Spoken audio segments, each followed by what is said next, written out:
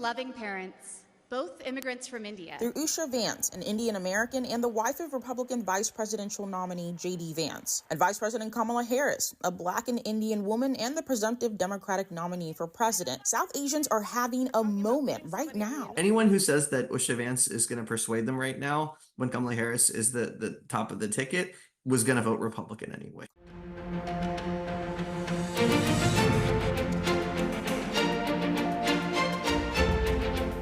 We are back with The Big Deal, where we've used several episodes to examine key voting blocs that could play a big role in deciding who becomes the next president of the United States. Tonight, we're going to look into the Asian American vote. There are more than 24 million people of Asian descent living around the country, and they account for the fastest growing group of eligible voters, growing by about 15% over the last 4 years. And now Vice President Kamala Harris is not only the first Black woman nominated by a major party for president, she could be the first person of South Asian descent to hold the nation's highest office. So could her history-making candidacy energize Asian Americans, specifically South Asian voters? Spectrum News Texas reporter Blessing Iwuchukwu takes a closer look in this report. Shanda Parbu starts every morning with chai, a staple in an Indian household. Put a little bit of cardamom. Chai means tea, so you can't say chai tea because that says tea. Just like the ingredients in this traditional drink, Parbu's identities come in different flavors. However, it was a bitter experience that ultimately led her family to Texas. So I was born in Johannesburg, South Africa, under the apartheid system, and that meant because of the color of our skin that we didn't have representation. We were not allowed to vote. But I will be there. Since leaving South Africa, voting has been important to her and her community. Exciting news. 7 years ago, she created South Asian American Voter Empowerment of Texas, also known as Save Texas. South Asians are the fastest growing minority population in the country, especially here in Texas. Texas had, at one point, we were like number 5 or 6 in the number of South Asians, but now we're number 2. In 6 weeks, her group went from 5 moms to 6,000 members online, which is like the explosion her community has seen in population growth across the U.S. and in representation in politics.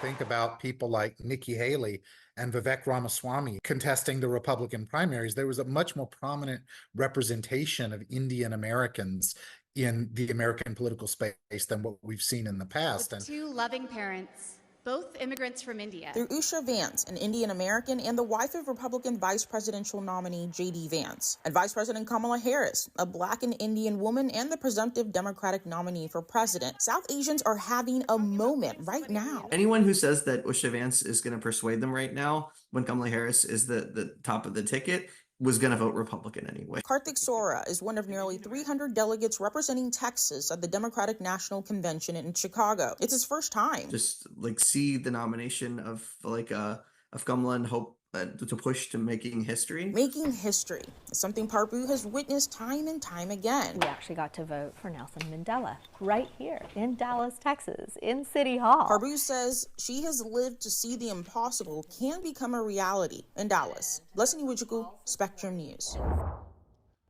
Joining me now with more on the South Asian vote is Amrit Singh, an anchor for Spectrum News 1 in Southern California. And Amrit, let's start by talking specifically about Indian Americans. There are currently 5 Indian American members of Congress and nearly 40 serving in state legislatures, which is the highest of any Asian origin group in the country. It seems clear that they are a growing force in American politics, and it's been a long time coming. This traces back to changes in immigration law back in the 1960s, right? That's absolutely right, Errol. It's the 1965 Immigration and Nationality Act, in fact. Before that act came out, there was a hard quota on the number of Indian Americans who could immigrate to the United States. It was actually 100 Indians a year. This 1965 Immigration Act really changed the pathways really to immigration for many folks, all non-Europeans, basically tied them now to higher education levels, highly skilled workers were newly eligible to come, and that gives you a self-selecting sample of the Indian population showing up in this country. And of course, it contributes to a population boom from the year 1980 to around the year 2020. There was a 13-time increase in the number of Indians here in the United States. It's about 5 million now, and this is a highly mobilized group politically. There's lots of reasons for that, everything from fluency in English because of the legacy of British colonialism to India being the world's largest democracy. So we're starting to see a lot more Indian power, or at least representation, in politics here in the United States. Okay, well, let me show you a map where folks have ended up. It turns out there are a lot of South Asian voters in swing states. I'm looking at 84,000 South Asians in Georgia, which famously was decided by only 11,780 votes in 2020. You got something similar going on in Wisconsin, where there are 15,000 South Asian voters in a state that was decided by 21,000 votes in 2020. We see close margins in Pennsylvania and North Carolina. What are the parties doing, Amrit, to engage this really important growing voting bloc? Well, you know, it's interesting because this is a group that is largely registered with Democrats. 20% of Indian Americans are Republican, but 60% of Indian Americans, according to a recent study out of Pomona College, say they're open to being approached by other parties, at least. And so when you think about the education level, it's disproportionately higher level of fluency and disproportionately higher income levels as compared to other Asian Americans, as opposed to other immigrant groups in general. The kinds of issues that resonate with those kinds of groups in general, educated, moneyed, et cetera, are the ones that resonate with this group. But there are, of course, parties trying to figure out what they can to speak directly to Indian Americans. There are voter mobilization groups set up by Kamala Harris's campaign. You can think back to 2019 when former President Trump had this 50,000-person rally in Houston with Narendra Modi, the Prime Minister of India. And Republicans who are Indian American, who are looking at this, are saying, we like Trump's relationship to Modi, and therefore we feel good about Republicans. Again, that's a smaller number. As I said, there's a majority of Indians who would say they'd be curious to other parties, at least. Now, the personalities may make it a little different.